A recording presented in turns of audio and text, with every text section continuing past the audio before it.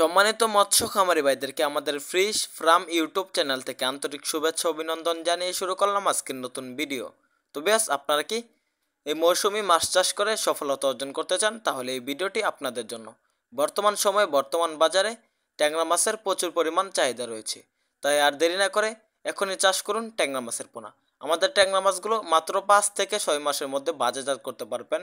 আমাদের ট্যাংরা মাছগুলো মাত্র 5 থেকে 6 মাস চাষ করলে প্রতি পিস 200 গ্রাম ওজন হবে বা 8 পিস 1 কেজি হবে মাত্র 5 মাসে আমাদের ট্যাংরা মাছের পোনা।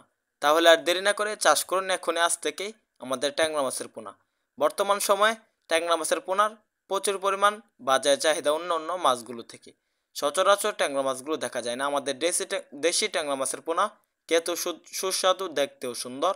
তো বেশ, আপনারা আমাদের এখান থেকে ট্যাংরা মাছের পোনা ক্রয় করুন, কেননা আমাদের ট্যাংরা মাছগুলো উচ্চ ফলনশীল, মাত্র 6 মাসে বাজারজাত।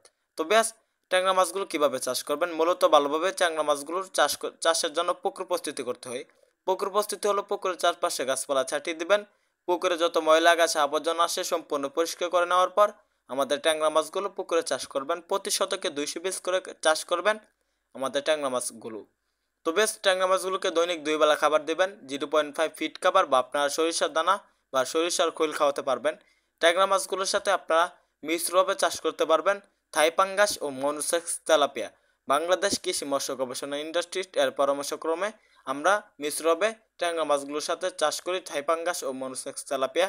এগুলো মিশ্রভাবে চাষে সবচাইতে বেশি ফলাফল।